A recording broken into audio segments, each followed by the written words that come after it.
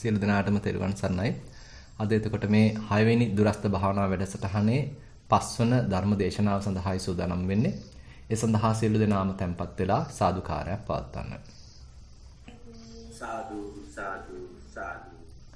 නමෝ තස්ස භගවතෝ අරහතෝ සම්මා සම්බුද්දස්ස. නමෝ තස්ස භගවතෝ අරහතෝ සම්මා සම්බුද්දස්ස. නමෝ තස්ස භගවතෝ අරහතෝ සම්මා සම්බුද්දස්ස.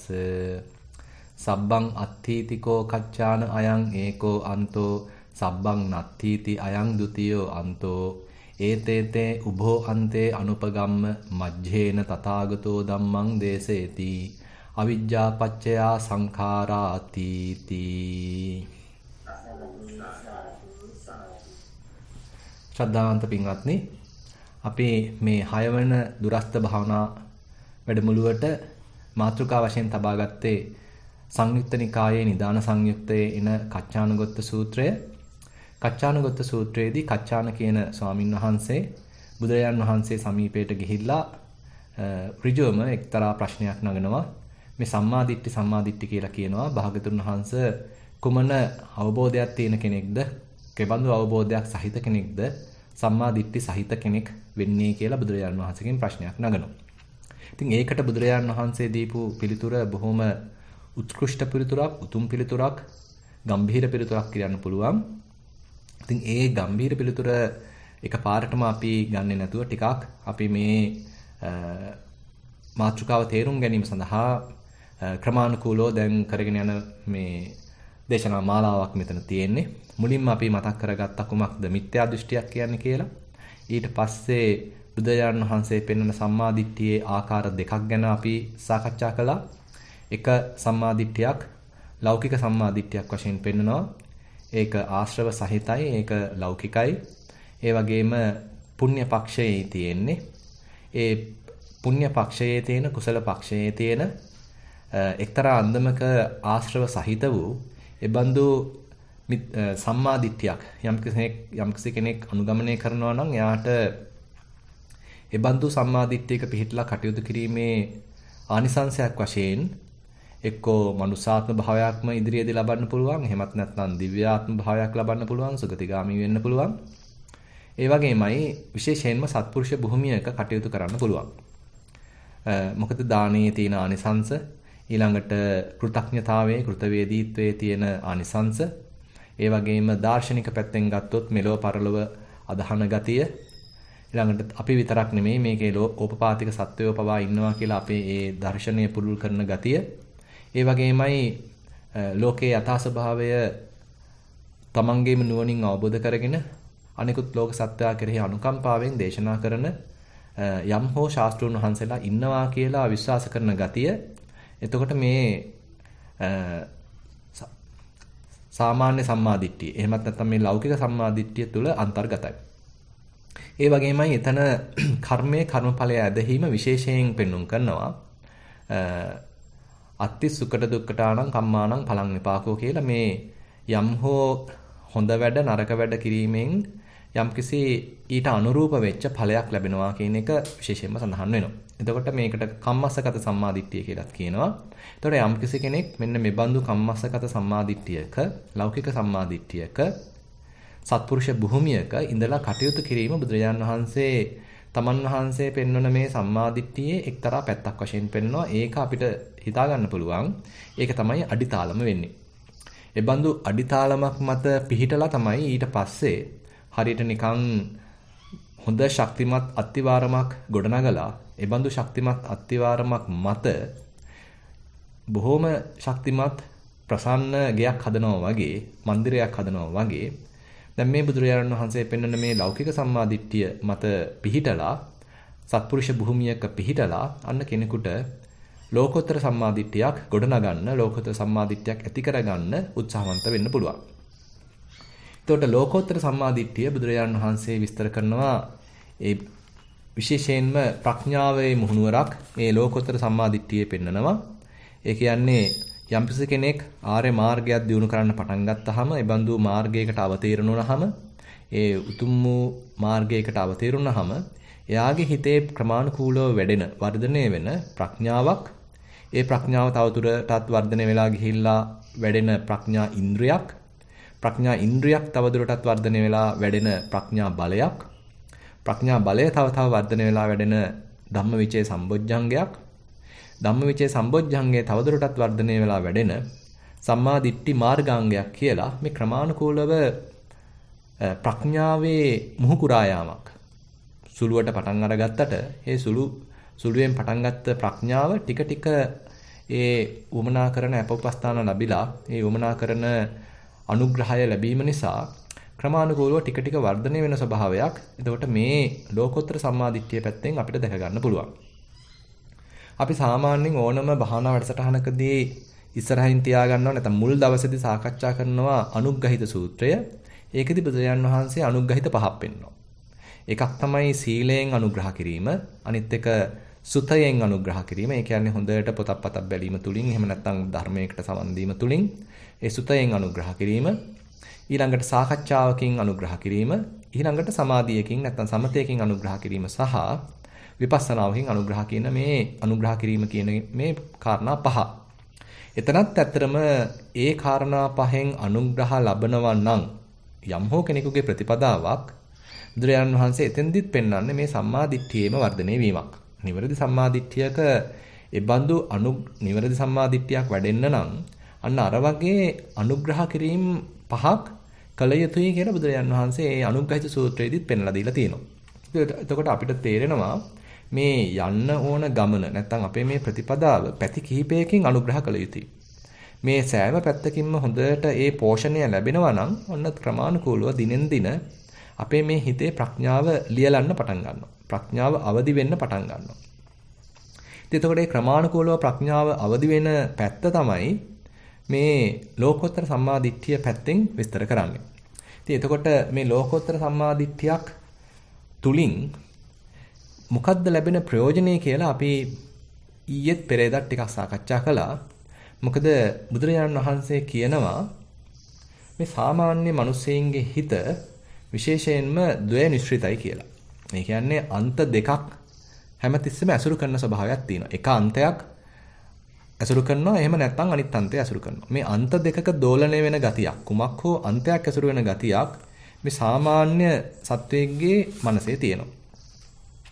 ඉතින් අන්නේ අන්ත සම්බන්ධයෙන් අපි ටිකක් සාකච්ඡා කළා.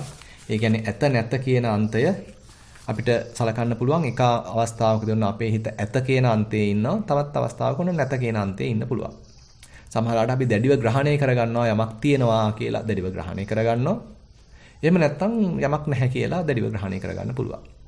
එහෙම නැත්නම් මම අනුන් කියලා ඔන්න අන්ත දෙකක් අපිට හදාගන්න පුළුවන්. ඒතකොට මම කියන අන්තය අපි හදාගත්තාම ඒ අන්තයේ අපේ හිත සැරිසරනකොට নানা ප්‍රකාර සිතුවිලි පහළ වෙනවා. ඊට අනුරූපව අපේ හිතේ තව කෙලෙස් වර්ධනය වෙනවා. සක්කාය දිට්ඨියක් ඇති වෙනවා. කෙනෙක් ඉන්නවා, පුජ්‍යලයක් ඉන්නවා කියන ඒ පුජ්‍යල ස්වභාවය අපේ තව වර්ධනය වෙනවා. ඉතින් අර හදාගත්ත අන්තය අපිට තව තහවුරු වෙන විදිහටම ඒ බඳු අන්තයක් තියෙනවා කියලා ස්ථිර වෙන විදිහටමයි ඒ බඳු අන්තයක් ඇසුරු කරන හිත අපිව අරගෙන යන්නේ. ඒ වගේමයි දැන් අපි බාහිරට දාලා අනුන් කියලා හිතාගෙන මට බාහිර සියලුම දෙනා අනුන් කියලා හිතාගෙන අපි ඒතකොට කතා කරනවා. අපේ අම්මලා ඉන්නවා, තාත්තලා ඉන්නවා, අයියලා, අක්කලා, ඊළඟට අඹදරුවන්, මේ සියලු දෙනා අසල්වාසීන්, මේ විදිහට මේ සියලු දෙනාම අනුන් කියලා. එතකොට අපි මම කේන්ද්‍ර කරගෙන බාහිර අනුන් කරගෙන අපි හිතන පතන ස්වභාවයක් තියෙනවා. එතකොට මේ සම්මුතිය තුළ අපි සෑහෙන්න මුල් බැස ගන්න ගතියක්, ඒ වගේම හිර වෙන ගතියක්, ඊට අනුරූපවම අපේ මනස ක්‍රියාත්මක වෙන ගතියක් තියෙනවා. ඒ වගේම අපිට ඕනනම් දුප්පත් පොහොසත් කියලා අන්ත දෙක හදා ගන්න පුළුවන්. සුදු කළු කියලා අන්ත දෙක හදා ගන්න පුළුවන්. ඇති නැති කියලා අන්ත දෙක හදා ගන්න පුළුවන්. ඉතින් নানা ප්‍රකාර විදිහට මේ අපේ භාෂාව තුළින් මේ අන්ත හදන්න හොඳ පෝෂණයක් ලැබෙනවා, හොඳ රූපලක් ලැබෙනවා. ඉතින් අපේ හිත නිරන්තරයෙන්ම මේ යම් හෝ අන්තයක් ඇසුරු කරමින් තමයි සාමාන්‍යයෙන් තියෙන්නේ. ඉතින් අපිටම පුළුවන් අපේ හිත දිහා පොඩ්ඩක් බලන්න මේ මොන අන්තද අපේ හිත ඇසුරු කරමින් මේ වර්තමානයේ ගත කරන්නේ කියලා. ඉතින් අපි ඒකාන්තයක් හොඳයි කියනවා, අනිත් අන්තේ නරකයි කියනවා. ඉතින් මේ විදිහට අපිට පුළුවන් ඒ අන්තවලට වටිනාකම් දීලා ඊට අනුරූප අපිට මාන ආදී විවිධාකාර කෙලෙසුත් පහල කරගන්න පුළුවන්. රාග ආදී කෙලෙස් පහල කරගන්න පුළුවන්. ද්වේෂය පහළ කරගන්න පුළුවන්. ඔවුනොවුන් එනකොටා ගන්න පුළුවන්. ඉතින් මේ විදිහට විවිධාකාර ප්‍රශ්නත් ඇති වෙනවා. මොකද මේ අන්තගාමී වෙලා අන්තයක් ඇසුරු කරන්න ගිහිල්ලා. ඒතර බුදුරජාණන් වහන්සේ කියනවා ද්වේනිශ්චිතෝ කච්චාන අයං ලෝකෝ යේ බුහින. කච්චාන මේ ලෝක සත්වයන්ගේ හිත බහුල වශයෙන්ම ද්වේනිශ්චිතයි. මේ අන්ත ඇසුරු කරමින් තමයි ඉන්නේ. දෙකක් ඇසුරු කරමින් ද්වේතාවයක් ඇසුරු කරමින් තමයි ඉන්නේ. කියන ඔන්න අපේ හිතේ තියෙන එක්තරා දුර්වලකමක්. මේ සාමාන්‍ය මිනිස්සෙක්ගේ සාමාන්‍ය සත්වයෙක්ගේ හිතේ තියෙන එක්තරා දුර්වලකමක් බුදුරජාණන් වහන්සේ බුදු නුවණින් දැකලා හෙළි කරනවා. ඊළඟට තවත් අපේ හිතේ තියෙන දුර්වලකමක් නැත්තම් දුර්වලකම් රැසක් එක අපිට ඕනනම් එක මාතෘකාවක් වශයෙන් කියන්න පුළුවන් තවත් දුර්වලකම් තියෙන පැත්තක් බුදුරජාණන් වහන්සේ හෙළි කරනවා. ඒ තමයි උපේ උපාදාන විනිබද්දෝ කච්චායන යං ලෝකෝ යේ බුහියේන කියලා තවත් අන්තයක් තවත් එහෙම නැත්තම් දුර්වලත්වයක් දුර්වල ස්වභාවයක් බුදුරජාණන් වහන්සේ මේ කච්චානගොත්ත සූත්‍රයේදීම හෙළි කරලා දෙනවා. ඒ තමයි එක්කෝ අපේ හිත විවිධාකාර දේවල් වලට ලං වෙලා කටයුතු කරනවා. දේවල් වලින් නිදහස් වෙලා නැහැ. හැම තිස්සෙම මොකකට හරි ලං වෙලා කොමකට හෝ සමීප වෙලා කටයුතු කරන ස්වභාවයක් අපේ හිතේ තියෙනවා. ඉතින් මේක සරලව කියනවා නම් අපි අරගත්ත අන්තවලට සමීපව කටයුතු කරනවා වෙන්නත් පුළුවන්. එහෙම නැත්නම් අපි හිතෙන් ඇල්මක් ඇති කරගෙන යම් කෙනෙකුට පුජ්‍යලයකට සමීපව කටයුතු කරනවා වෙන්නත් පුළුවන්. ඒ බඳු ඒ කෙනෙක් පුජ්‍යලයක් බාහිර තියෙන කෙනෙක් තමයි එතකොට අපේ හිතේ අරමුණක් බවට පත් වෙලා තියෙන්නේ. ඒ අරමුණ ආශ්‍රිතව තමයි අපේ හිතේ සිතුවිලි පහළ වෙන්නේ. එහෙම නැත්නම් මම කියන අන්තය අරගෙන ඒ අන්තය අසුරු කරගෙන ඉන්නවා වෙන්නත් පුළුවන්. එතකොට මම කියන ඒකේ මම කේන්ද්‍ර කරගෙන අපේ හිතේ සිතුවිලි පහළ වෙනවා. එතකොට ඒ අන්තය අසුරු කරනවා. එතකොට අන්න ඒකට අපි උපය කියලා කියනවා. යම්මකට සමීප වෙලා ලං වෙලා තමයි අපේ හිත තියෙන්නේ.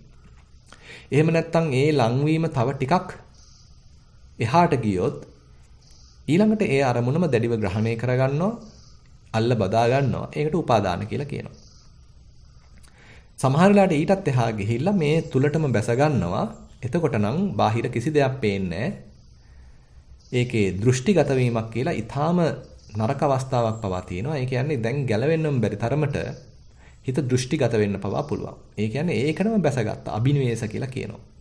ඉතින් අපි පුජ්‍යල ස්වභාවයක් හදාගෙන කෙනෙක් පුජ්‍යලයක් හදාගෙන සම්මුති මට්ටම දැඩිව අරගෙන ඒ යම්ස කෙනෙක් වෙතර නැඹුරු වෙලා එයාවම අල්ල බදාගෙන එයා ගැනම හිතමින් ඒ තුලටම නැඹුරු වෙලා ඒ තුලම බැසගෙන ඉන්න ගතියක් තියෙනවා. ඉතින් පුළුවන් අබිනිවේෂ කියලා කියනවා. ඉතින් මෙන්න මේ ලංවීම, අල්ලා ගැනීම, දැඩිව ගැනීම නැත්නම් දැඩිව බැස ගැනීම කියන මෙන්න මෙබඳු ස්වභාවයන්ගෙන් පැටලිලා ඒවත් තුලම කොටු වෙලා හිර වෙලා තමයි මේ බහුතරයක් ලෝකයේ මිනිස්සයෝ සත්වයෝ ඉන්නේ කියලා ඔන්න බුදුරජාණන් වහන්සේ ඊළඟට මේ කච්චාන ස්වාමීන් වහන්සේට කියනවා.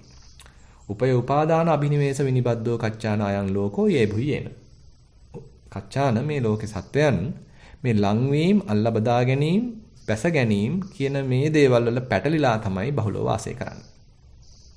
ඉතින් අපේ හිත දිහාත් අපිට ඕනනම් බොහොම අවංකව, මධ්‍යස්තව, නිහතමානීව මේ බඳු ස්වභාවයක් මේ හිතේ දැන් තියෙනවද කියලා බලන්න අවස්ථාව තියෙනවා.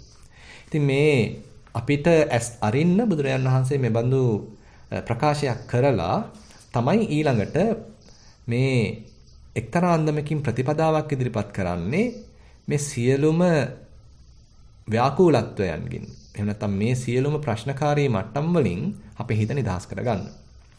ඉතින් එතකොට අපි ඊයේ සාකච්ඡා කළේ ඒක මේ සතිපට්ඨානෙ මුල් කරගෙන කොහොමද කෙනෙක් කායානුපස්සනාවක්, වේදනානුපස්සනාවක්, චිත්තානුපස්සනාවක්, ධම්මානුපස්සනාවක් වැඩිම තුලින් අර අන්ත ඇසුරු කරන ගතිය සෑහෙන දුරකට අයින් කරගන්නේ කියලා.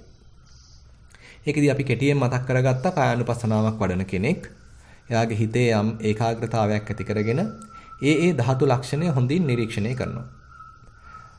තද ගතියක්, රළු ගතියක්, උණුසුම් ගතියක්, සිසිල් ගතියක්, සැහැල්ලු ගතියක්, බර ගතියක් මේ ආදී වශයෙන් මේ එයාට දැනෙන විවිධාකාර ධාතු ලක්ෂණ හොඳින් නිරීක්ෂණය කරනවා. ඒ නිරීක්ෂණය කරන්න එයාට මේ ධාතුන්ගේ තියෙන යථා ස්වභාවය ඔන්න වැටහෙන්න පටන් ගන්නවා.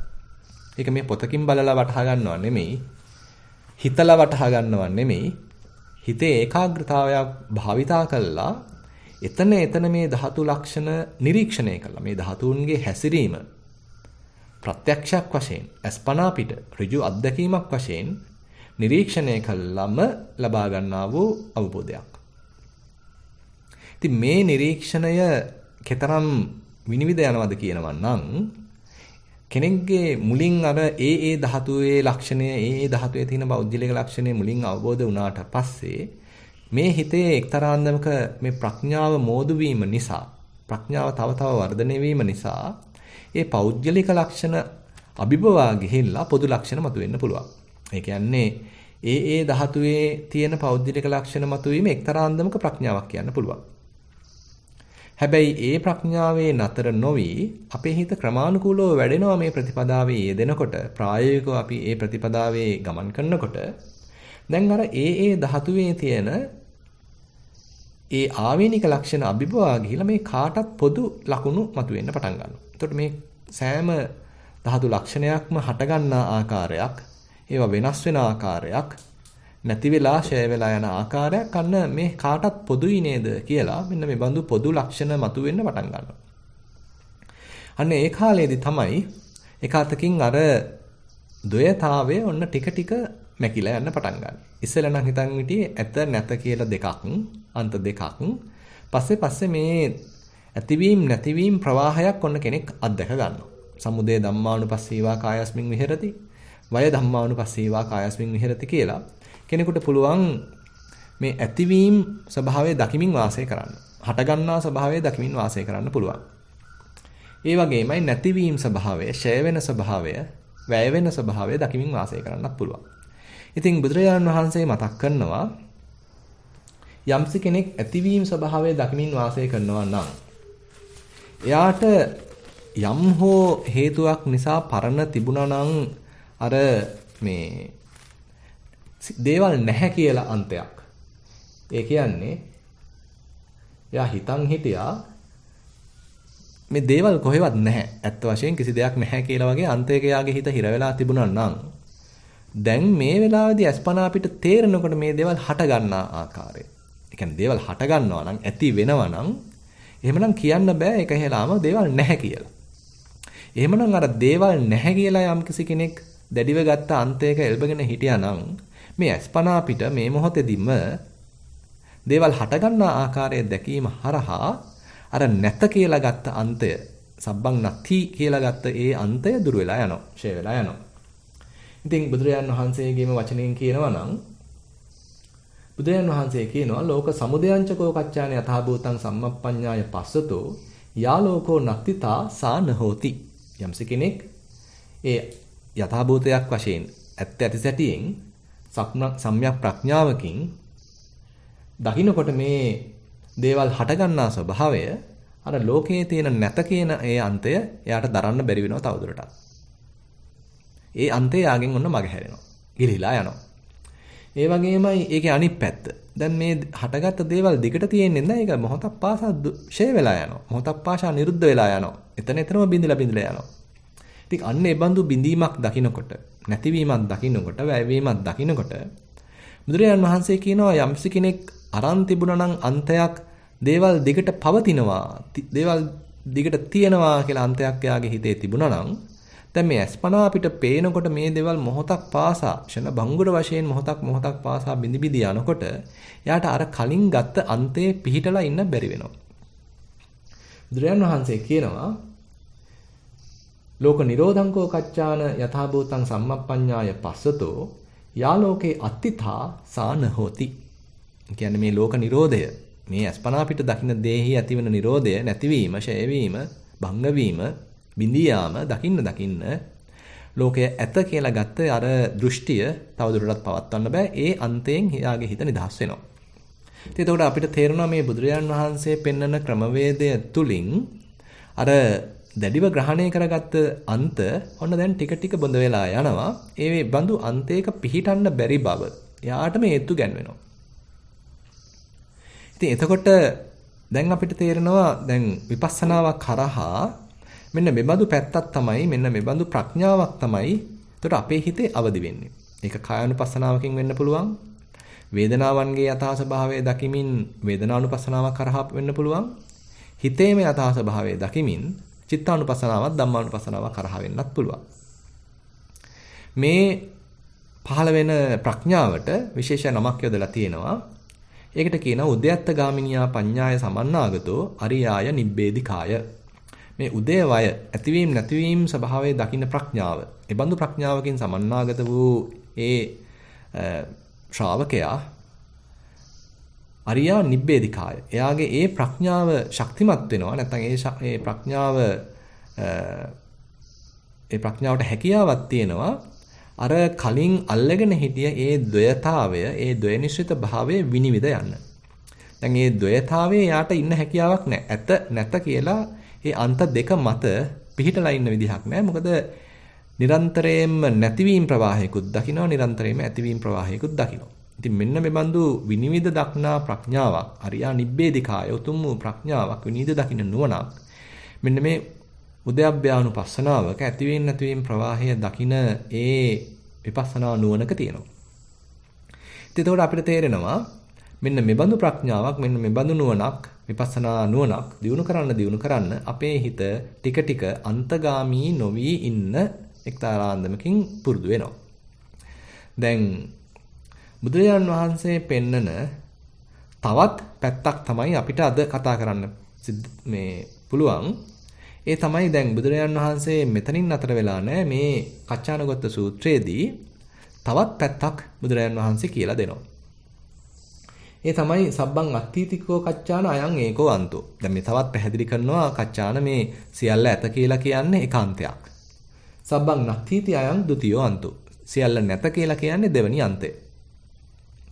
ඒතේ තේ කච්චාන උබෝ අන්තේ අනුපගම්ම මජ්ජේන තථාගතෝ ධම්මං දේසේති. කච්චාන මේ අන්ත දෙකටම එල්බ ගන්නෙ නැතුව මේ තථාගතයන් වහන්සේ මජ්ජේන ධම්මං දේසේති. මධ්‍යම වූ ප්‍රතිපදාවකින් ධර්මයක් දේශනා කරනවා.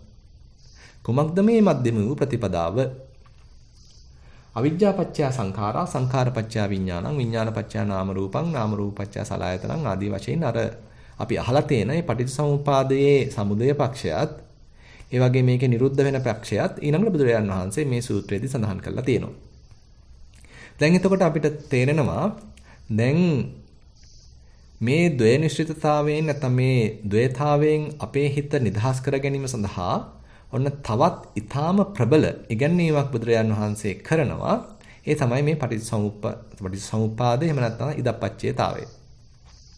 දැන් අපි කලින් කතා කරේ අර උද්‍යත්තගාමිනියා පඤ්ඤාය සමන්නාගතෝ කියලා මේ ඇතිවීම නැතිවීම ප්‍රවාහය දකින සමුදය වය දකින ඒ එක්තරා පැත්තක්. ඊටාම ප්‍රබල පැත්තක්. දැන් ඔන්න තවත් අතිශය ප්‍රබල පැත්තක් බුදුරජාණන් වහන්සේ මතු කරලා දෙනවා. මේ සියල්ල ඇත කියලා ගන්නෙත් නැති, සියල්ල නැත කියලා ගන්නෙත් නැති.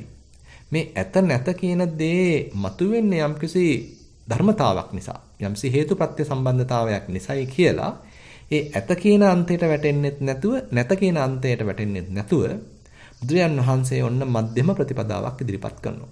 දැන් අපි සාමාන්‍යයෙන් දන්න මධ්‍යම ප්‍රතිපදාව තමයි අර ධම්මචක්කප්පවත්තන සූත්‍රයේ එන කාමසුකල්ලිකානුയോഗයට වැටෙන්නේ නැති මේ අත්තකිලමතානුയോഗයට වැටෙන්නේ නැති ඒ ආරෂ්ඨාංගික මාර්ගයේ මධ්‍යම ප්‍රතිපදාව වශයෙන් ඉදිරිපත් කරලා තියෙනවා. දැන් මෙතනදී මේ ඉදිරිපත් කරන මධ්‍යම ප්‍රතිපදාව ඉදප්පච්චේතාව කියලා කියන්න පුළුවන්. ඒ කියන්නේ අන්ත දෙකට නොවැටි, ඇත නැත කියන අන්ත දෙකට නොවැටි ඔන්න බුදුරජාණන් වහන්සේ තවත් මධ්‍යම ප්‍රතිපදාවක් ඉදිරිපත් කරනවා. එතකොට මේ මධ්‍යම ප්‍රතිපදාව අතිශය සූක්ෂමයි කියන්න පුළුවන්, ඊටාම ප්‍රබලයි කියන්න පුළුවන්. දැන් පින්වත්නි මේ දේවල් සංකීර්ණ වීම තුලින් නෙමෙයි මේකේ ප්‍රබලත්වය තියෙන්නේ. මේ දේවල් අතිශය සූක්ෂමයි, ඒ වගේම අතිශය සරලයි කියන්නත් පුළුවන්. ඒ කියන්නේ මේ බඳු දෙයක් වටහා ගන්න නම් අපේ හිතේ සෑහෙන සරල බවක්, සෑහෙන නිදහස් බවක්, එළඹ සිටි සිහියක්, හොඳ තීක්ෂණ බවක් තිබිය යුතුයි. එහෙම නැතුව අපේ හිත ව්‍යාකූල වෙලා තියෙනකොට, සංඥා බහුල වෙලා තියෙනකොට, අන්තගාමී වෙලා තියෙනකොට මේ වගේ සූක්ෂම දහමක් අවබෝධ කරගන්න අමාරුයි.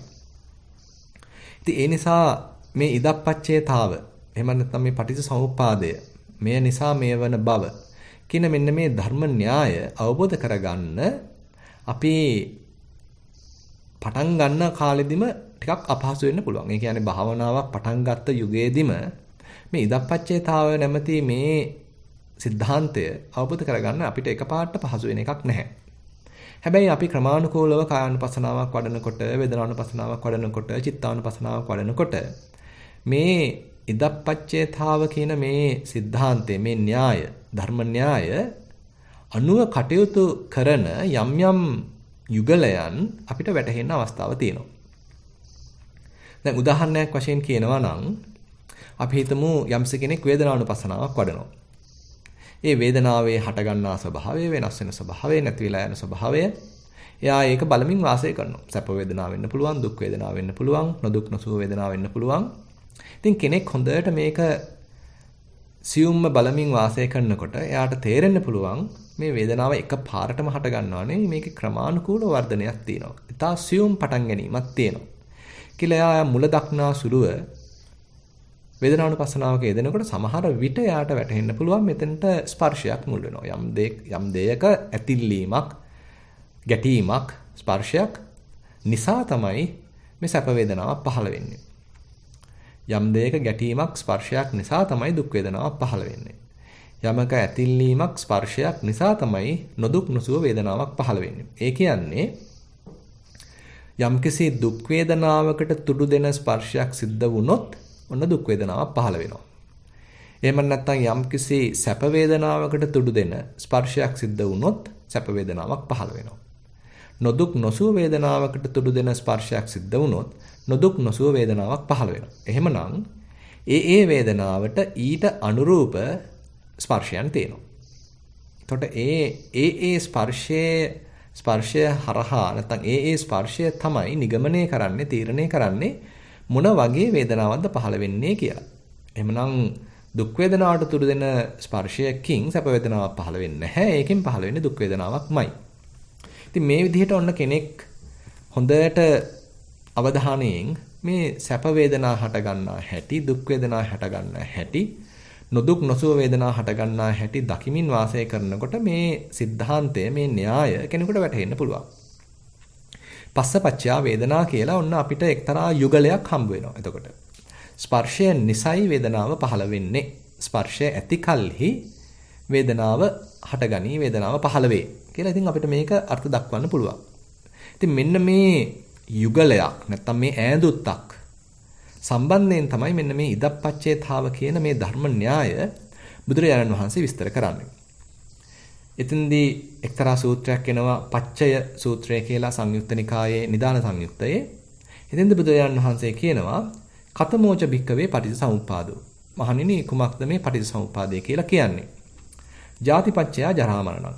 උප්පාදාවා තථාගතානං අනුප්පාදාවා තථාගතානං තිතාව සාධාතු ධම්මට්ඨිතතා ධම්මනියාමතා ඉදප්පච්චේතා. ඔන්න ඊටාම ප්‍රබල ප්‍රකාශයක් බුදුරජාණන් වහන්සේ කරනවා. මහණෙනි කුමක්ද මේ පටිච්චසමුප්පාදය කියන්නේ කියලා ප්‍රශ්නය භාගතුන් වහන්සේම නගලා ඊළඟට ඒ පටිච්චසමුප්පාදය තෘප්ත කරන, ඒ පටිච්චසමුප්පාදයට ගැළපෙන, ඒ ධර්ම න්‍යායට අනුකූලව කටයුතු කරන යුගලයක් ඔන්න මතු කරලා පෙන්නනවා. ඒ තමයි ජාතිපච්චය ජරා මරණ. ජාතිය ඇති කල්හි, ඉපදීම ඇති කල්හි ජරා මරණ සිදුවේ. කියලා අන්න යුගලයක් මතු කරලා පෙන්නනවා. එතකොට ඒ යුගලය, ඒ න්‍යාය මෙය ඇති කල්හි මෙය වේ කියන එන්නේ ධර්ම න්‍යාය බුදුරජාණන් වහන්සේ කියන උප්පාදාවා තථාගතානං අනුප්පාදාවා තථාගතානං තිතාවසා ධාතු. මේක මේ බුදු කෙනෙක් පහළ වුණත්, බුදු කෙනෙක් පහළ නොවුණත්, නැත්නම් තථාගතයන් වහන්සේ කෙනෙක් පහළ වුණත්, තථාගතයන් වහන්සේ කෙනෙක් පහළ නොවුණත් මේ න්‍යාය මෙහෙම්මම තමයි. ඒක මේ බුදු කෙනෙක් මේ ඇති කරපු න්‍යායක් නෙමෙයි, උන්වහන්සේ නිර්මාණය කරපු න්‍යායක් නෙමෙයි. මේක තමයි යථා ස්වභාවය. තිතාවසා ධාතු ධම්මත්තිතතා. මෙන්න මේ බඳු ධර්මතාවක් ලෝකේ පවතිනවා, තැම්පත් වෙලා තියෙනවා. ධම්ම නියාමතා. මේක තමයි ධර්ම නියාමය. ඉදප්පච්චේතා. මේ නිසා මෙය වන බව. එතකොට තථාගතයන් වහන්සේ කෙනෙක් කරන්නේ කුමක්ද? තථාගතයන් වහන්සේ කරන්නේ මෙන්න මේ ඉදප්පච්චේතාව මතු කරලා පෙන්නනවා. ඒක සැඟවිලා තියෙන්නේ. අපිට ඒක තේරෙන්නේ නැහැ. ඊට අනුරූපව අපි සම්පූර්ණයෙන්ම ක්‍රියාත්මක වෙනවා. නමුත් මෙන්න මේ බඳු න්‍යායක් මෙතන තියෙන්නේ කියලා අපිට වැටහෙන්නේ නැහැ. ඉතින් මේ තියෙන සූක්ෂම න්‍යාය මතු කිරීම තමයි බුදු කෙනෙක් කරන්නේ. ඒ බුදු කෙනෙක් ඒ න්‍යාය මතු කළා, ඒක හොඳට විවෘත කළා, විස්තර කළා, විභාග කළා, සරල කළා අපිට කියලා දෙනවා. ඒක තමයි බුදු කෙනෙක් කරන එක ප්‍රධාන කෘත්‍යයක් වෙන්නේ. ඉතින් ඒක තව බුදුරජාන් වහන්සේ තවත් මේ ප්‍රබලව ප්‍රකාශ කරනවා. ඉතිකෝ භික්ඛවේ යා తත්‍ර තතතා අවිතතතා අනඤ්‍යතතා ඉදප්පච්චේතා. දැන් මේ ඉදිරිපත් කරපු ධර්ම න්‍යාය, ඒ ඉදප්පච්චේතාව, මෙය නිසා මෙයවන බව, මෙන්න මේ ආර්ය වූ න්‍යාය යා తත්‍ර තතතා. මේක තමයි තතතාවය. මේක තමයි එසේ බව. මේක තමයි යථා භූතය. ඒක එසේමයි සිද්ධ වෙන්නේ. අවිතතතා. ඒක නොඑසේ නොවේ. කියන්නේ මේක වෙනස් වෙන්නේ නැහැ. මේ ධර්ම න්‍යාය වෙනස් වෙන්නේ නැහැ. අනඤ්‍යතතා. ඒක අන්‍ය ස්වභාවයක් බවට පත් වෙන්නේත් නැහැ. ඉදප්පච්චේතා. එහෙනම් මේ බුදුරජාන් වහන්සේ පෙන්වන මේ ධර්ම න්‍යාය ඊටාම ප්‍රබල ධර්ම න්‍යායක්. ඒක ලෝකේ කවදාත් පවතින දෙයක්. බුදු කෙනෙක් මේක මතු කරලා පෙන්නනවා, විස්තර කරලා පෙන්නනවා, අපිට තේරුම් ගන්න පුළුවන් විදිහට සරල කරලා පෙන්නනවා. හැබැයි ඒක ඇවිල්ලා ධර්මතාවක්. ඒක ඇවිල්ලා ධර්ම නියාමයක්. ඒක ඇවිල්ලා ආර්ය න්‍යායක්. දැන් පින්වත්නි, අපිත් එහෙමනම් මේ ආර්ය න්‍යාය, මේ ධර්මතාව වටහා ගැනීම සඳහා සෑහෙන උත්සාහයක් දැරිය යුතුයි. මෙතන ඊටාම සූක්ෂම නුවණක් අවදි කරගෙන මේ බඳු ධර්මතාවක් තේරුම් ගන්න එහෙමනම් අපි උත්සාහවන්ත විය යුතුයි.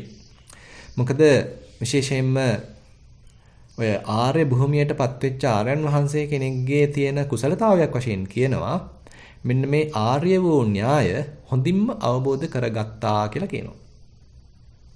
එහෙමනම් ඉතින් අපිට තේරෙනවා අපි කවදා හෝ ඒ බඳු ආර්ය භූමියකටපත් වෙන්න උත්සාහවන්ත වෙනවා නම් මෙන්න මේ ඉදප්පච්චේතාව, මෙන්න මේ ආර්ය න්‍යාය අපිට සෑහෙන පමණකට වැටහිලා තියෙන්න ඕනේ. ඒ වැටහීමේ යම් මට්ටම් වලට තමයි එහෙමනම් අපි අපේ ප්‍රඥාව මුහු කරා යන්නේ. දැන් එතකොට මම කලිනුත් මතක් කළා වගේ මේ ආර්ය න්‍යාය තෘප්ත කරන, මේ ආර්ය න්‍යායට අනුකූලව කටයුතු කරන ඒ යුගලයන් කිහිපයක් බුදුරජාන් වහන්සේ පෙන්ලා තියෙනවා. ඒකට මේ ප්‍රත්‍යෝත්පන්න ධර්ම වශයෙන් පෙන්නනවා. ඒ එකක් තමයි දැන් අපි ඉස්සරහට ගත්ත ජාතිපච්චය ජරා මරණ. ඒ කියන්නේ ජාතිය ඇති කල්හි ජරා මරණ සිද්ධ වෙනවා.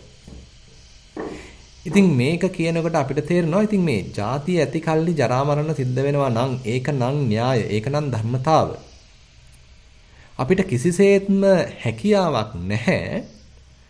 ජාතියක් දැන් ඔන්න දැනටමත් සිද්ධ වෙලා තියෙනවා නම්, හට ගැනීමක්, ඉපදීමක් දැනටමත් සිද්ධ වෙලා තියෙනවා නම් ඒකේ අනිවාර්ය ප්‍රතිඵලය වන ජරාවටපත් වීම, මරණයටපත් වීම වළක්වන්න දැන් හැකියාවක් නැහැ.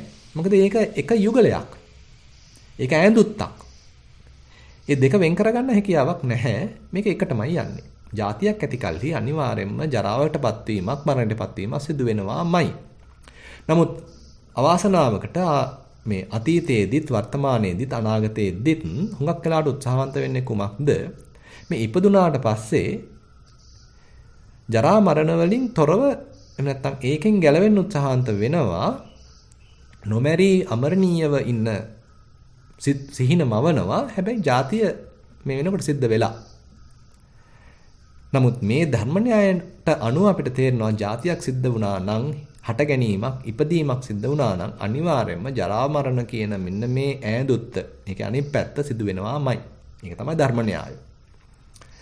ඉතින් අපි තව ටිකක් ඉතින් අපිට සුපුරුදු මේ පටිච්චසමුප්පාද අංගවලට පොඩ්ඩක් යමු වුණොත් අවිද්‍යාපච්චය සංඛාරා. අවිද්‍යාව ඇති කල්ලි සංස්කාර හටගනි.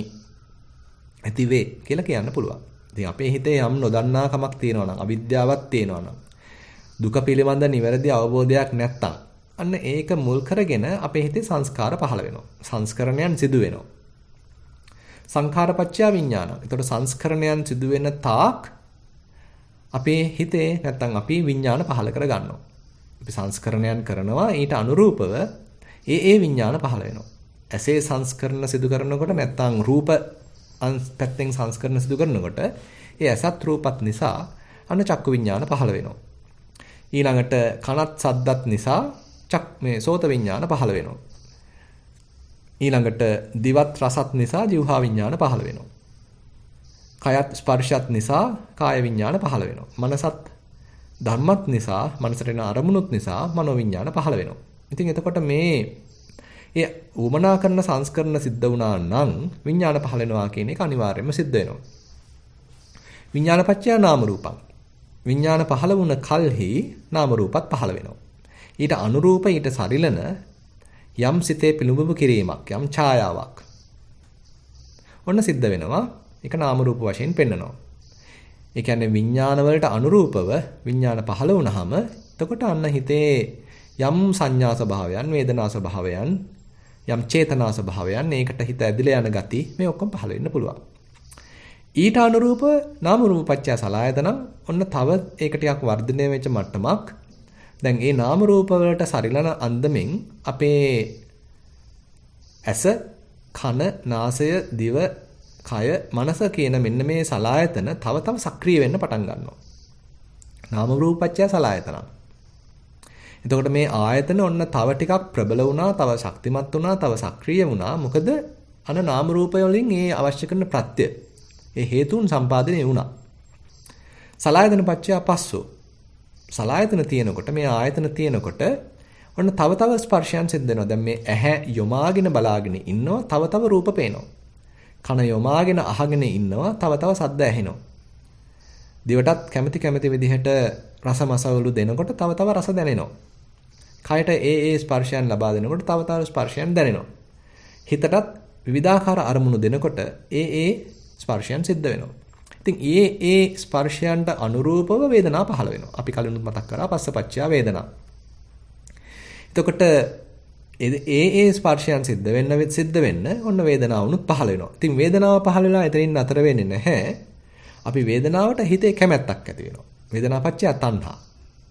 කාම තණ්හා පහළ වෙනවා. එහෙම නැත්නම් වෙනත් පැත්තකින් කියනවා නම් ඇහැට රූපයක් මුලිච්ච වුනහම ඒ ස්පර්ශය නිසා වේදනාව පහළ වුනහම ඒක සැප වේදනාවක් නම් ඒ හමු වෙච්ච රූපය කෙරෙහි අපේ හිතේ තණ්හාවක් පහළ වෙනවා. රූප තණ්හාවක් පහළ වෙනවා.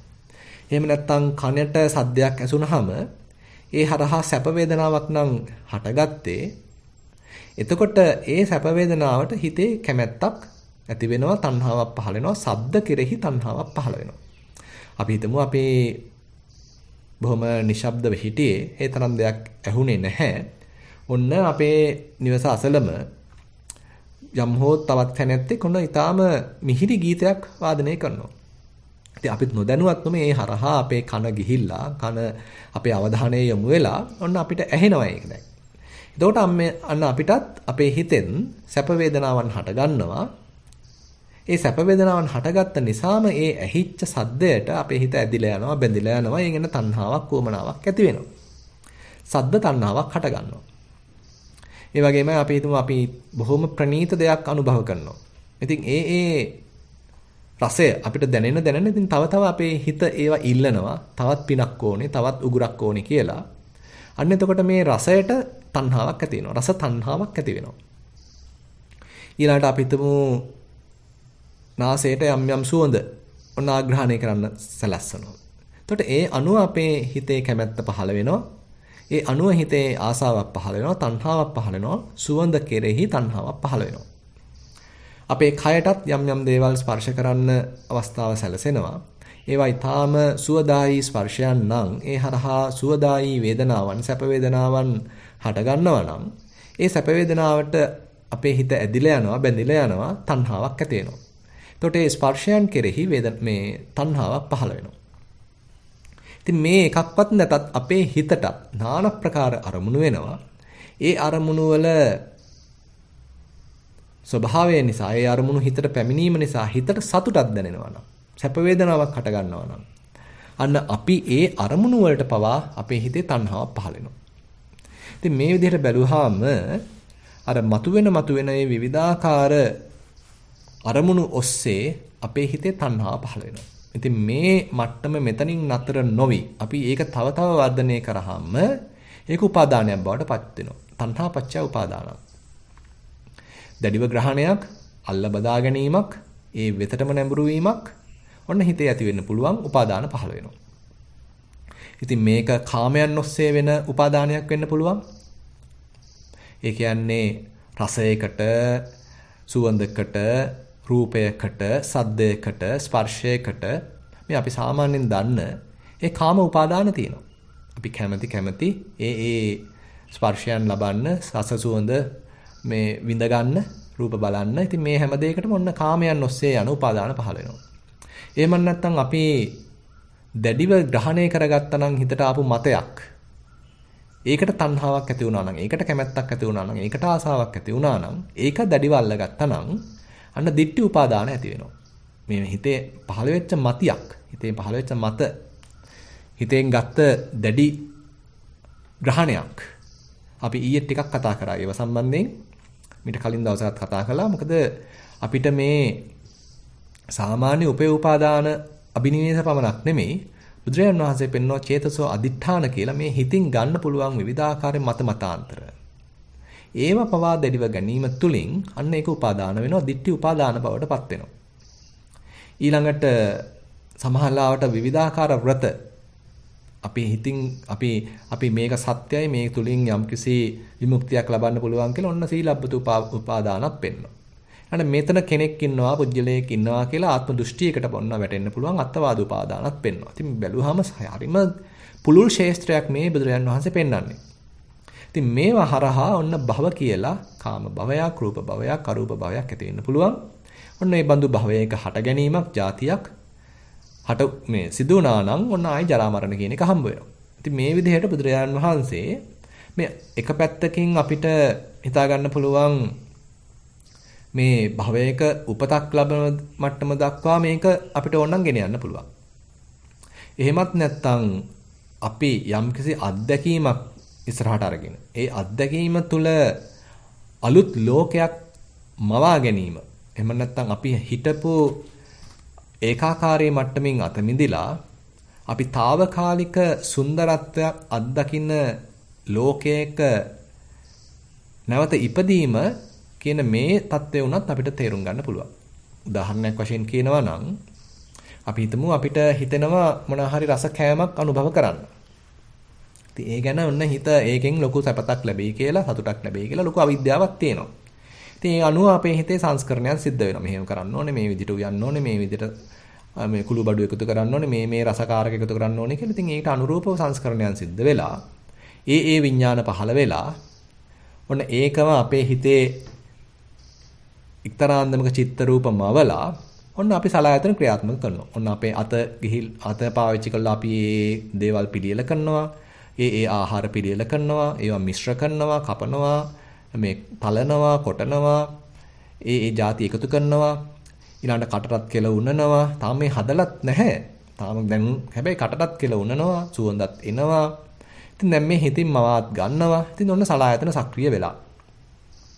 ඉතින් ඊට පස්සේ ඔන්න අපි තුමු මේ කෑම හදාගත්තා කියලා. ඔන්න දැන් අපි අනුභව කරනවා. ඔන්න දැන් දිවේ ස්පර්ශ වුණා. දිව කියන ආයතනයේ ඔන්න ස්පර්ශ වුණා.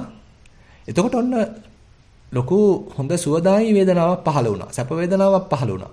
ඔන්න තණ්හාවක් හටගත්තා. ඒ හටගත්ත සැප වේදනාවට ඔන්න තණ්හාවක් හටගත්තා. ඔන්න ඊළඟ පිටත් කියලා ඔන්න දැන් තණ්හාවෙන් කියනවා. ඊට තව ඕනේ ඊළඟ පිටත් ඕනේ කියලා ඔන්න තණ්හාවෙන් ඉල්ලන ගතියක් තියෙනවා. එතකොට ඒකම ඔන්න උපාදාන කරගෙන ඊට පස්සේ ඔන්න භව තත්වයක් නැත්තම් මොන රස ලෝකයක් ඔන්න අපේ හිතේ හට ගන්න පුළුවන්. දැන් ඉතින් අපිට අර උන් හිටි තැන් අහිමි වුණා. මේ මොහොත අහිමි වුණා. දැන් ඉන්නේ රස ලෝකයක. රස ලෝකයක කිරුළු පැන්දගෙන ඔන්න අපි වාසය කරනවා. හැබැයි తాවකාලිකයි. ඒක ඉතින් ඔන්න බෙදලා ගියා. ඒකත් ජරා මරණ බවට පත් වුණා. ඔන්න ආයෙත් අර පරණ ඒකාකාරීත්වයටම පැමිණෙනවා. ඉතින් ඒ නිසා මේ පටිච්චසමුප්පාදය අපිට ඕනේ නම් සම්පූර්ණයෙන්ම භව තත්වයක් දක්වා එහෙම නැත්නම් මේ වෙනත් භවයක ඊළඟ උපතක් දක්වා මේක යොදන්නත් පුළුවන්. එහෙම නැත්නම් එදිනෙදා ජීවිතයේදී අපි ඒ අවස්ථාවන් වලදී කොහොමද මේ ඒ සංසිද්ධීන් වල මුලා වෙන්නේ? එතන අපි භව තත්වයක් හදාගෙන తాවකාලික ලෝක හදාගෙන ඒ తాවකාලික ලෝක වල අතරමං වෙන්නේ කොහොමද? මේ මොහොත අහිමි කරගෙන කියලා මෙන්න මේ පැත්තට යොදන්න පුළුවන්. ඉතින් එතකොට මේ පටිච්චසමුපාදය බුදුරජාන් වහන්සේ ඉදිරිපත් කරන්නේ අර එක අන්තයකටවත් යන්නේ නැතුව මේ අන්ත සක්‍රිය වෙන්නේ මෙන්න මෙබඳු න්‍යායක් අනුවයි කියලා තමයි බුදුරජාණන් වහන්සේ කියන්නේ. එතකොට මේ ඇත කියන අන්තය සක්‍රිය වෙන්න නම් අවිද්‍යාව ඇතනම් ඔන්න සංස්කාරත් ඇත. සංස්කාර ඇතනම් විඥානත් ඇත. විඥාන ඇතනම් නාම රූපත් ඇත. කියලා ඔන්න අපිට ඒක තේරෙනවා. හැබැයි ඔන්න දැන් ඒක නැතනම් එතකොට ඊට අනුරූප වෙච්ච ඒ අනිත් පැත්තත් සිද්ධ වෙන්න හැකියාවක් නැහැ. අවිද්‍යාව නැතිනම් එහෙමනම් ඉතින් සංස්කාර නැත. අපේ හිතේ යම් හෝ අවස්ථාවක හොඳ නුවණක් අවදි වෙලා අවිද්‍යාව දුරු වෙලා තියෙනවා නම් එහෙමනම් අපේ හිතේ සංස්කරණයක් සිද්ධ වෙන්න බෑ. බුදුරජාණන් වහන්සේ කියනවා තමන් වහන්සේ බුද්ධත්වයට පත් වුණාට පස්සේ අනේක ජාති සංසාරං සද්දා විස්සං අනිබ්බිසං ගහකාරකං ගවේ සන්තෝ දුක්ඛා ජාති පුනප්පුනං ගහකාරක දිට්ඨෝසි පුනගේහන්නකාහසි සබ්බාතේ පාසුකා භග්ගා ගහකූටං විසංකිතං විසංඛාරගතං චිත්තං තණ්හානං khය මජ්ජගා මේ මගේ හිත විසංඛාරගත වුණා. දැන් උන්වහන්සේගේ හිතේ ඒ අවිද්‍යාව ප්‍රහාණය වුණා නිසා දැන් අන්න නැවත සංස්කරණ කරන්න බෑ. සංස්කරණ සිද්ධ වෙන්නේ නැහැ. විසංඛාරගත වූ සිතක් බවට පත් වෙලා. ඉතින් ඒ බඳු විසංඛාරගත වෙච්ච මට්ටමකදී අර වගේ ඒ අபிසංකත විඥාන සකස් වෙච්ච විඥාන පහළ වෙන්න හැකියාවක් නැහැ. ඒ බඳු සකස් කළ විඥාන පහළ නොවන මට්ටමකදී හිතේ නාම රූප ඡායාවන් චිත්ත රූපයන් ඒ නාම රූපයන් පිළිඹු වෙන්න හැකියාවක් නැහැ. ඒ බඳු පිළිඹු වීම නැතිනම් ඊට අනුරූප වෙච්ච සලආයතන පහළ වෙන්න හැකියාවක් නැහැ. සලආයතන ක්‍රියාත්මක වෙන්නේ නැත්නම් ස්පර්ශයන් සිද්ධ වෙන්න හැකියාවක් නැහැ. ස්පර්ශයන් සිද්ධ වෙන්නේ නැත්නම් අර වගේ වේදනාවන් පහළ වෙන්න හැකියාවක් නැහැ. එතන තියෙන්නේ එහෙනම් අවේදිත මට්ටමක්. වේදනාවන් පහළ නොවන මට්ටමකදී තණ්හාවක් පහළ වෙන්න හැකියාවක් නැහැ. තණ්හාවක් පහළ වෙන්නේ නැත්නම් උපාදාන නැහැ. උපාදාන නැත්නම් අලුතෙන් හට ගැනීමක් භව තත්වයක් නැහැ. දැන් තියෙන්නේ භව නිරෝධයක්. භව නිරෝධ මට්ටමකදී જાතියක් නැහැ. જાතියක් නැත්නම් ජරාවක් මරණයක් මේ සියලුම දුක් රැසෙහි කෙලවර තමයි අත්දකින්න තියෙන්නේ. ඉතින් මේ විදිහට බුදුරජාන් වහන්සේ ඇත කියන පැත්තත් සිද්ධ වෙන්නේ මොන හේතුවක් නිසාද කියලා පෙන්නනවා. නැත කියලා පැත්තක් සිද්ධ වෙන්නේ මොන වගේ හේතුවක් අනුගමනය කිරීමෙන්ද කියලාත් පෙන්නනවා. එතකොට මේ පරිසම්පාද ධර්මතාව ඉදිරිපත් කිරීම තුළින් බුදුරජාන් වහන්සේ එතකොට අපිට මේ ප්‍රඥාව දියුණු කරගත හැකි තවත් ඊටාම ප්‍රබල පැත්තක් තමයි පෙන්ලා දෙන්නේ. ඉතින් මම කලිනුත් මතක් කළා වගේ මේ පටිච්චසමුප්පාද අංගයන් එකපාරටම අපිට භවනාවට පිවිසුණු කාලෙදිම ඒ ආරම්භක ආධුනික මට්ටමේදීම තේරෙන එකක් නැහැ. නමුත් ඒ කාලෙදී උනත් තේරුම් ගන්න පුළුවන් පහසු යුගලයක් තමයි අර ස්පර්ශය නිසා වේදනාවන් හටගන්නා ආකාරය. හැබැයි තව අපි මේ ධර්ම මාර්ගයේ යෙදෙන්න අපේ හිතේ සතියක් සමාධියක් ප්‍රඥාවක් තව වර්ධනය වෙන්න විශේෂයෙන්ම ඔය චිත්තානුපස්සනාවකට ධම්මානුපස්සනාවකට යොමු වෙන්න මේ පටිච්චසමුපාදයේ තියෙන අනිකුත් අංග කොහොමද ක්‍රියාත්මක වෙන්නේ කියලා කෙනෙකුට යම් පමණකට වැටහෙන්න ඉඩ තියෙනවා. ඒ කියන්නේ කොහොමද මේ හිත වේදනාවක් පහළ වුණාට පස්සේ තණ්හාව හටගන්නේ කියන එක තේරෙන්න ඉඩ තියෙනවා.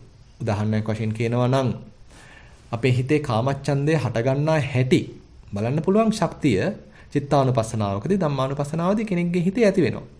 ඒකයි කියන්නේ සරාගං චිත්තන්ති පජානාති. එහෙම නැත්නම් uppannassa කාමච්ඡන්දස්ස අනුප්පන්නස්ස කාමච්ඡන්දස්ස උපාදෝ හෝති තංච පජානාති කියලා එහෙම විස්තර කරනවා. ඒ කියන්නේ මේ හිතේ දැන් තණ්හාව හටගන්නා හැටි යෝගාවචරයට දැක ගන්න පුළුවන්. අස්පනා පිට යාට දැන් පේනවා. සතියෙන් යාට හඳුනා ගන්න පුළුවන් මේ හිතේ කලින් තිබුණේ නැහැ තණ්හාවක්. කලින් තිබුණේ නැහැ කාමච්ඡන්දයක්. ඔන්න දැන් කාමච්ඡන්දයක් හට ගන්නවා. ඒතර මේ කාමච්ඡන්දේ හටගන්න හේතුව යා පොඩ්ඩක් විපරම් කරලා බැලුවොත් ආපසට හැරිලා බැලුවොත් ඒ කාමච්ඡන්දේ හටගන්න හේතුවත් එයාට හොයාගන්න අමාරු වෙන එකක් නැහැ. සමහරවිට ඇහැට රූපයක් දැකීම නිසා ඒ ඔස්සේ පහළ වෙලා යම්කිසි සුඛ වේදනාවක් සැප වේදනාවක් ඔන්න ඒ නිසා කාමච්ඡන්දයක් පහළ වුණා වෙන්න පුළුවන්. එහෙම නැත්නම් කනට යම් ශබ්දයක් ඇහිලා ඒ ඔස්සේ බොහොම මිහිරි වේදනාවක් අත්දැකලා ඒකට තණ්හාවක් පහළ වෙන්නත් පුළුවන්. ඉතින් මේ ආදී වශයෙන් ඒ ඉන්ද්‍රයන්ට ඒ අරමුණු ස්පර්ශ වෙනකොට එතන මේ තණ්හාව හටගන්නා හැටි කෙනෙකුට ඕනනම් විමසමින් ඒ දිහා බලමින් ඒ ගැන දැනගැනීමෙන් වාසය කරන්න පුළුවන්. ඉතින් මේකේ සූක්ෂම මට්ටම්. ඒ කියන්නේ අවිද්‍යාව නිසා සංස්කරණයන් සිද්ධ වෙන හැටි. සංස්කරණයන් නිසා විඥාන පහළ වෙන හැටි. විඥාන නිසා නාම රූප පහළ වෙන හැටි. මෙන්න මේ වගේ ඊටාම සූක්ෂම මට්ටම් තේරෙන්න ඉතින් එකතකින් කාලයක් යනවා කියන්න පුළුවන්. කාලයක් තිස්සේ අපේම හිත දිහා අපි බොහෝම මධ්‍යස්තව ඒ වගේම බොහෝම නිහතමානීව කාලාන්තරයක් තිස්සේ නිරීක්ෂණය කරන්න වෙනවා මේ වගේ ඊටාම සූක්ෂම මට්ටම් හෙලි කරගන්න. ඉතින් එතකොට දැන් මේ බුදුරජාණන් වහන්සේ අර අන්ත දෙකෙන් අපේ හිත මුදා ගැනීම පිණිස තවත් ප්‍රබල ආයුධයක් තමයි අපිට දීලා තියෙන්නේ. කලින් අර ඇතිවීම නැතිවීම ප්‍රවාහය දැකීම තුලින් උද්‍යප්පේ ඥානයත් තුලින් ඔන්න බුදුරජාණන් වහන්සේ පාරක් පෙන්ලා දෙනවා. දැන් තවත් පැත්තකින් මේ ඉදප්පච්චේතාවක් මේ නිසා මෙය වෙයි කියලා. මේ ලෝකේ ධර්මතාව අපිට පැහැදිලි කළා සරල කළා ඒක කියලා දීලා ඒක කියා දීම තුලිනුත් ඔන්න අපිට ඒ අන්ත වල අපේ හිත හිර වෙන්නේ කොහොමද? අපේ හිත අන්තගාමී වෙන්නේ කොහොමද? අන්ත ඇසුරු කරන්නේ කොහොමද කියලා අන්න අපිට ඒකේ සිද්ධාන්තය කියලා දෙනවා. ඒ සිද්ධාන්තය අපි ටිකක් විමසුම් නුවණින් බලනවා නම් ඔන්න ඊළඟට අපිට තේරෙනවා මෙන්න මේ නිසයි මේක සිද්ධ වෙලා තියෙන්නේ කියලා. අන්න අපිට මේක මේ ඉබේ වෙච්ච දෙයක් වෙනත් කෙනෙක්ගේ මේ දෙවි කෙනෙක්ගේ මේ බලපෑමකින් වෙච්ච දෙයක් කියලා නෙමෙයි. මේක මේ හේතුඵල ධමයක් මෙතන තියෙන්නේ. ධර්මතාවක් මෙතන තියෙන්නේ. මෙය නිසයි මෙය වෙන්නේ කියලා ඔන්න අපිටත් ඒ ධර්මතාව තේරුම් ගැනීමේ ශක්තියක් ඉස්මතු වෙන්න පුළුවන්. ඉතින් එතකොට අපිට තේරෙනවා දැන් ටික ටික බුදුරජාණන් වහන්සේ තව අපේ ප්‍රඥාව දියුණු කරනවා. අර සාමාන්‍ය සරල හුස්ම රැල්ලක තියෙන මේ දිග කෙටි බව හඳුනා ගැනීම, උණුසුම සිසිල හඳුනා ගැනීම, එහෙම නැත්නම් මුලැමැදාග හඳුනා ගැනීම මේ වගේ ඊටාම සරල මට්ටමකින් පටන් ගත්ත මේ සම්පජඤ්ඤය ඒක තව වර්ධනය වෙලා යම් පමණක ප්‍රඥාවක් බවට පත් වෙලා ඒකේ ඇතිවීම නැතිවීම ප්‍රවාහය දකිමින් වාසය කරමින් ඔන්න යම් පමණකට ප්‍රඥාවේ ශක්තිමත් මට්ටමකට ඇවිල්ලා ප්‍රඥාවේ ඉන්ද්‍රිය මට්ටමකට ඇවිල්ලා දැන් මේ වෙලාවේදී නම් ප්‍රඥාව වැඩ කරනවා මේ වෙලාවේදී නම් ප්‍රඥාව දුර්වලයි කියලා අපිට මේ ප්‍රඥාවේ ක්‍රියාකාරීත්වය විශේෂයෙන් දැක ගැනීමේ ශක්තියක් ඇති වෙලා ඊළඟට බල මට්ටමක් දක්වා එහෙමත් නැත්නම් ප්‍රඥාව දැන් තිබුණත් නැතත් Tamanට විශ්වාසය ගොඩ නැගිච්ච මට්ටමක් අකම්පිත මට්ටමක් හිත මුලා වෙලා තිබුණත් Tamanට තේරෙනවා මේක ඕන්ලාවක ආයි සුද්ධ කරලා ගන්න පුළුවන් කියලා. අන්න ඒ බඳු බල මට්ටමක් දක්වා පඤ්ඤා බල මට්ටමක් දක්වා වර්ධනය වෙලා. ඊටත් එහා ගිහිල්ලා බොජ්ජංග මට්ටමක් දක්වා වර්ධනය වෙලා ගිහිල්ලා. ඉතින් මේ විදිහට මේ බුදුරජාන් වහන්සේ නානා මේ විවිධාකාර වූ ක්‍රමෝපායන් අපිට කියලා දෙනවා මේ ප්‍රඥාව වර්ධනය කිරීම සඳහා. ඉතින් මෙන්න මේ විදිහට අපි මේ කරගෙන යන භාවනාව තුළින් අපි මේ ගමන් කරන ධර්මානුධර්ම ප්‍රතිපදාව තුළින් අපේ ප්‍රඥාව ටික ටික ක්‍රමානුකූලව වැඩෙන බවක් අපිට තේරෙනවා නම් එහෙමනම් අන්න අපේ අර ලෝකෝත්තර සම්මාදිට්ඨියක් ටික ටික අපේ හිතේ අවදි වෙන්න පටන් ගන්න තියෙනවා කියලා අපිට සතුටු වෙන්න පුළුවන්. ඉතින් මේ සූත්‍රය උපයෝගී කරගෙන තවදුරටත් මේ බුදුරජාණන් වහන්සේ පෙන්නන ඒ ලෝකෝත්තර සම්මාදිට්ඨිය ඒකේ තියෙන තව පැති අපි තව ටිකක් හෙලි කරගන්න ඉදිරියේදී උත්සාහන්ත වෙමු.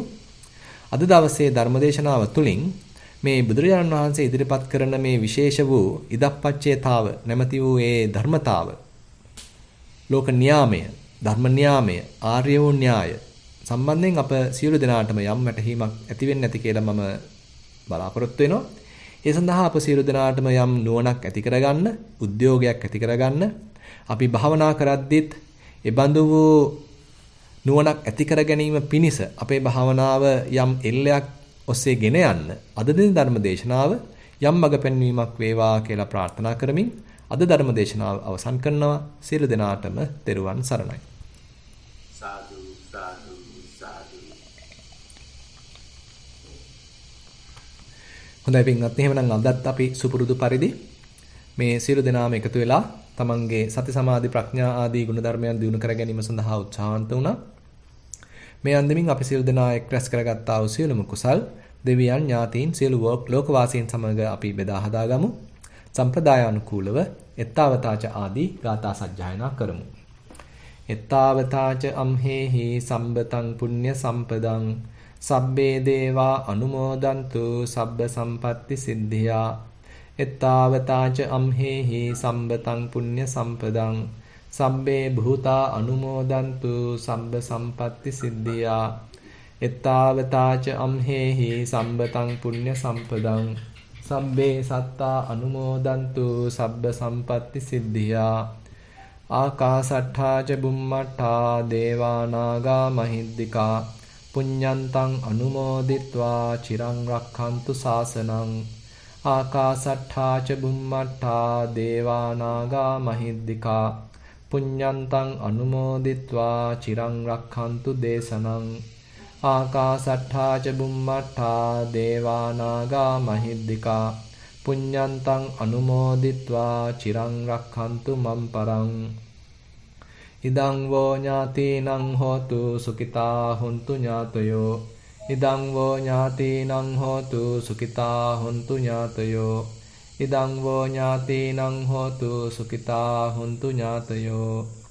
ඉමිනා පුඤ්ඤ කම්මේන මාමේ බාල සමාගමු සතං සමාගමු හෝතු යාව නිබ්බාන පත්තියා. ඉමිනා පුඤ්ඤ කම්මේන මාමේ බාල සමාගමු සතං සමාගමු හෝතු යාව නිබ්බාන පත්තියා. ඉමිනා පුඤ්ඤ කම්මේන මාමේ බාල සමාගමු සතං සමාගමු හෝතු යාව නිබ්බාන පත්තියා. සාදු සාදු සාදු.